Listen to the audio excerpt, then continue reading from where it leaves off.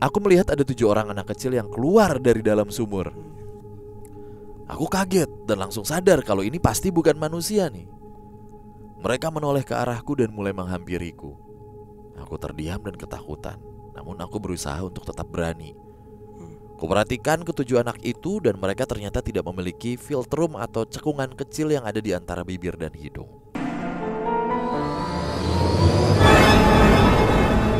Kembali lagi di Padepokan Malam Kliwon YouTube-nya. Yoi. Tapi bener juga sih, kemarin juga ada yang request sekali-sekali. Mungkin bukan di setiap episode, jadi penanda edisi. Kan ini kan kita sekali ngetek gini 3 kali atau 4 kali episode kan, ditandai dengan baju yang sama. Nah di awalnya itu kita selalu mengucapkan salam kebinekaan gitu. Nah di situ taruhin intro aja. Kemarin ada yang request, "Bang, itu intronya sakral itu sebenarnya." Ya juga sih, orang udah dibuat di YouTube kagak pernah tayang lagi. Jadi di situ aja. Sisanya mah kayak begini begitu.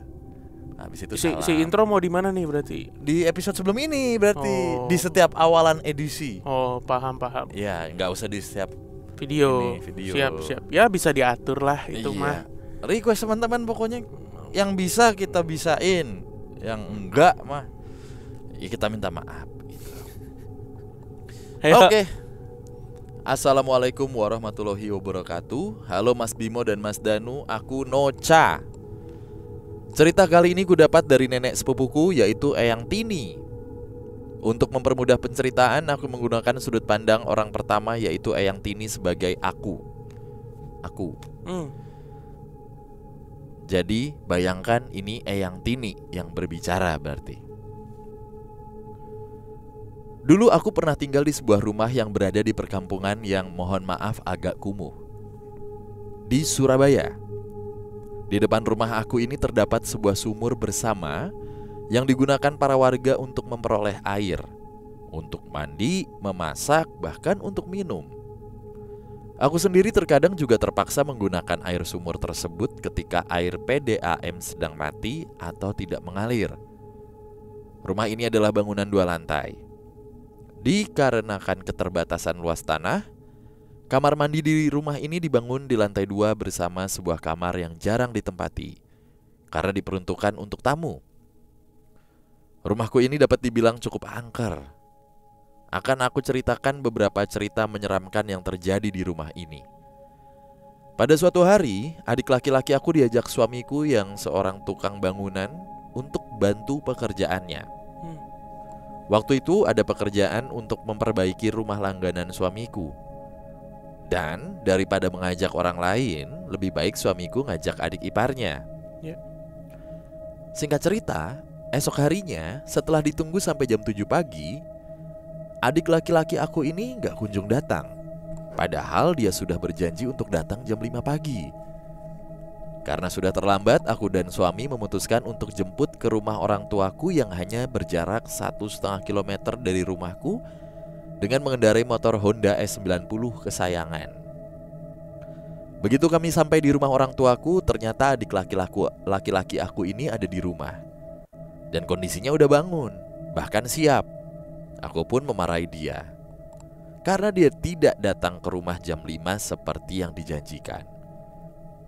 Namun adik aku ini menjelaskan, "Aku tadi sudah ke rumah.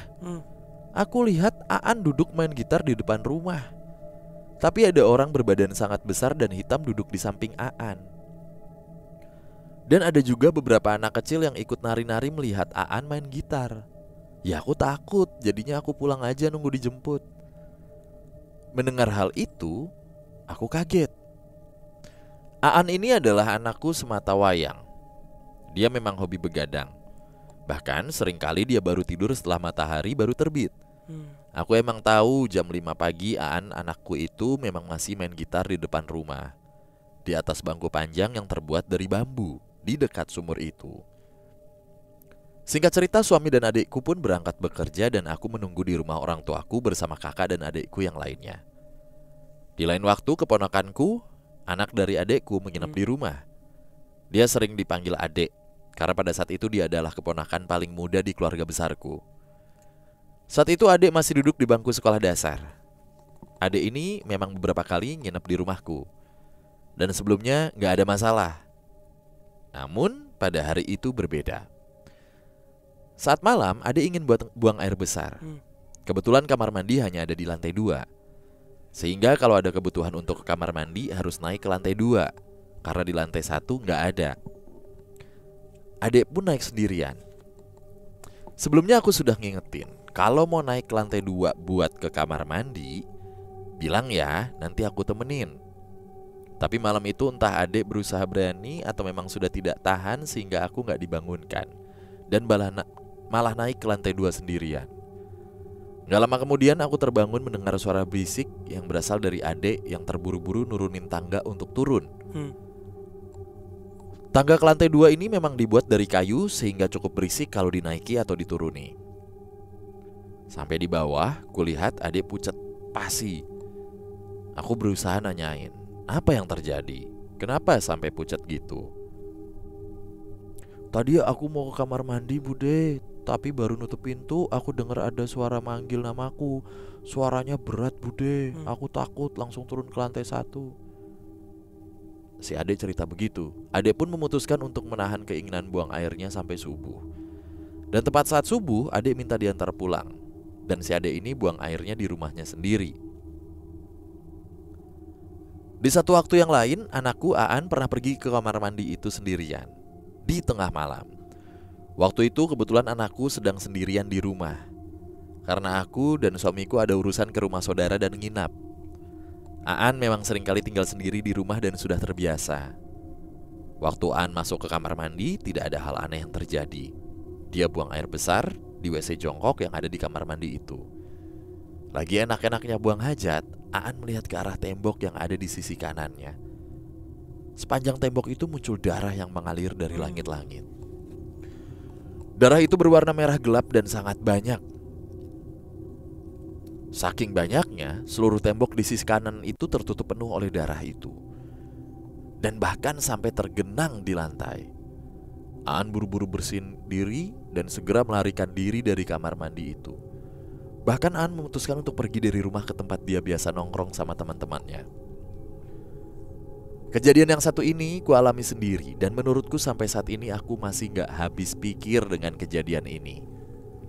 Karena di rumah ini aku pernah mengajari hantu mengaji selama 40 hari. Kebetulan suamiku sedang ada pekerjaan selama 2 bulan, yang membuatnya dia baru bisa pulang di atas jam 9 malam setiap hari tanpa libur.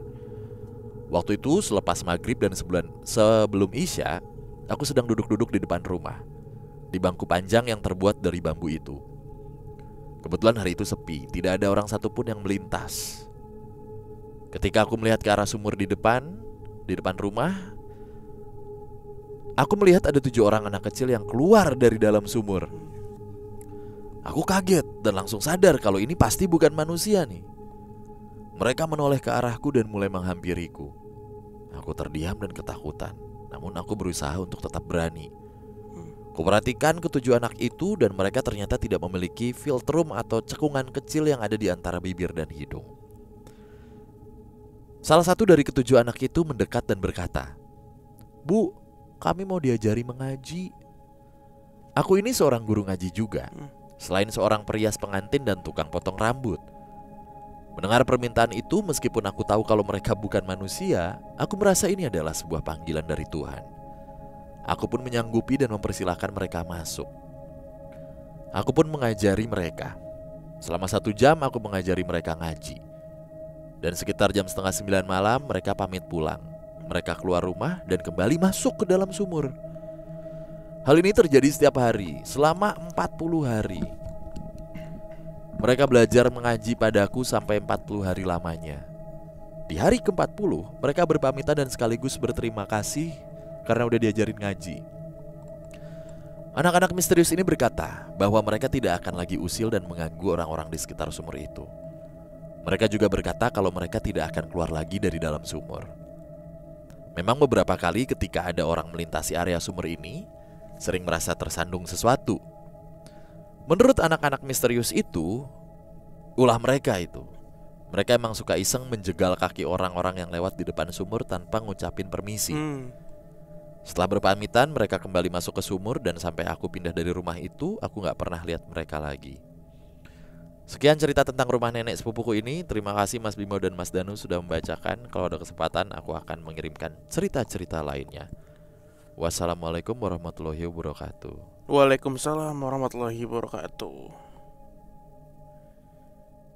Cerita dari sudut pandang Eyang Tini ya. Iya. Oke. Di perkampungan daerah Surabaya. Berarti ini puluhan tahun yang lalu ya. Dan yang paling mencuri perhatian memang yang terakhir ya. Kisahnya yang terakhir. Tapi sebenarnya si kisah yang terakhir itu kan si kecil-kecil itu udah janji ya, Janji untuk nggak usil lagi. uh-uh. Lah ini adiknya dia digangguin, bertubuh besar, terus ada anak-anak nyanyi gitaran Aan. Itu sebelum Sebelum janji kejadian nih, itu. Iya sebelum- kali. Kalau dilihat dari urutannya kan. Iya sih. Tapi ini berarti bukan hantu ya bro? Kalau hantu tuh nggak minta ngajarin ngaji nggak sih? Gua nggak tahu. Iyalah. Itu emang jin aja gitu. Anak Makhluk- suku kali. Masa tinggal di sumur pak? Siapa tahu jalan itu. Labirin ya Iya. dalamnya. Kayak zaman Jepang. Mana ada yang tahu kalau itu ternyata jalan. Tapi dia nggak punya filtrum ya, seperti Ya. penduduk Saranjana dan Wong Samar Di Bali, di Bali. Iya, Bunian juga. orang Bunian. Iya, ini bukan hantu berarti. Tapi kenapa mereka mau ngaji ya? Berarti yang anak-anak sama Aan itu si anak-anak kecil ini Iya, betul. bisa dibilang. Lalu suara berat si sosok Si hitam. sosok hitam itu kan Si darah dari plafon, dari dinding. dari dinding, gembel pak, injak paku gerobaknya. Agak. Biasanya kan suka kebeset tuh, Nah, kebeset paku. iya kan. Agak. Nggak tahu sih itu yang cerita kedua itu ini banget sih. Yang darah agak. Film horor banget lah itu. Iya, film horor banget. Mm-mm. Kayaknya baru cerita ini podcast Malam Kliwon mendapati gangguan, bukan gangguan, cerita gangguan yang seperti itu. Iya, yang dari dinding Yang keluar darah. Keluar lah. darah. Thriller banget lah itu. Itu film horor sekali ya. Ya baru kali ini sih. Nah masalahnya, gue tuh tertarik sebenarnya untuk jauh tahu lebih, maksudnya lebih dalam gitu kalau ada tanda-tanda seperti ini. Tapi nggak diceritain sama neneknya ya. Yang mana nih? Ketika pulang tuh darah gimana nasibnya?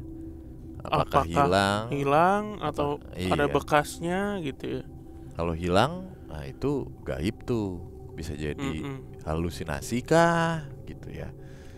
Karena yang ngalamin Aan dan si Eyang Tini juga kan, dua orang yang ngalamin kan.